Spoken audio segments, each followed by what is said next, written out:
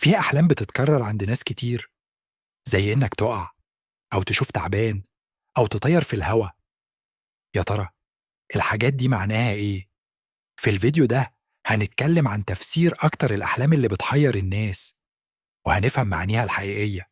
رؤية الميت، في حال حلم الشخص بأنه يجلس مع الميت ويتبادل معه الحديث، فتدل الرؤية على الذكريات الجميلة والمواقف المفرحة بينهما. أما إذا شاهد النائم إن الميت يتحدث معه عن حالته الصعبة أو السيئة، فهذه الرؤية قد تكون بمثابة رسالة من المتوفي بأنه بحاجة إلى الدعاء والصدقات من قبل أحبائه.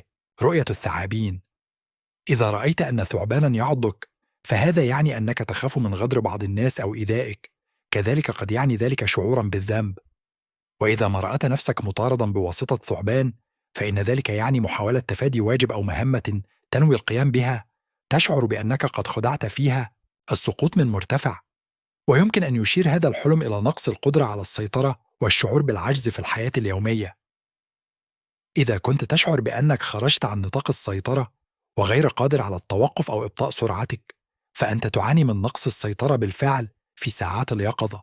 الكلاب، رؤية الكلب في المنام قد تعني وجود شخص ظالم أو عدو في حياة الرائي. وإذا كان الكلب أسود، فهذا يشير إلى وجود عدو قريب، وقد تدل على وجود امرأة خبيثة في حياة الشخص. وإذا رأى الشخص أن الكلب عضه، فقد يشير ذلك إلى تعرضه للخيانة أو الأذى من قبل شخص قريب منه. الحشرات، رؤية الشخص الكثير من الحشرات في المنام دلالة على كونه محاط بالأعداء، كما أنه يشير إلى انتشار الكثير من المنافقين من حوله، الأمر الذي يوقعه في الكثير من المشكلات والأزمات. البحر، رؤية البحر في المنام تحمل دلالات نفسية متعددة، إذ يعتبر البحر مرآة عاكسة لحالة النفس البشرية وأعماقها. فالبحر الهادئ قد يشير إلى الاستقرار النفسي والهدوء الداخلي، بينما العاصف قد يعكس حالة من الاضطراب والقلق.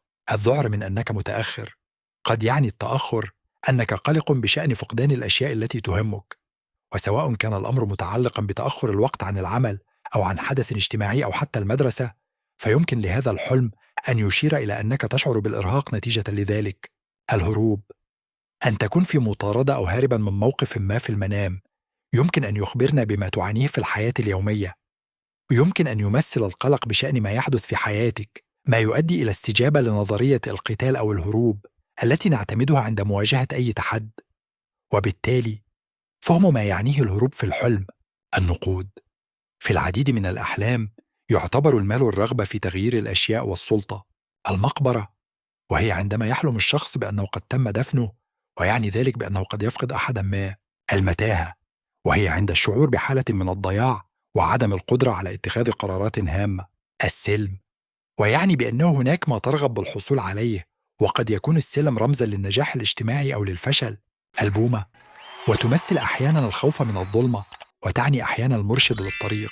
المطر، ففي حال كان المطر خفيفا في الحلم، فإنه يعبر عن الرغبة في التعبير وإطلاق المشاعر، على عكس عندما يكون المطر غزيرا، فغالبا ما يعني الحزن.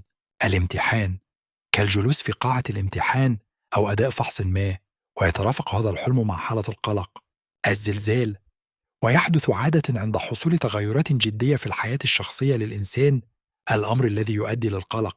الطائرة، يفسر وجودك في الطائرة أثناء الحلم إلى السفر، ولحظة الهبوط تشير إلى مشاكل مستقبلية قريبة.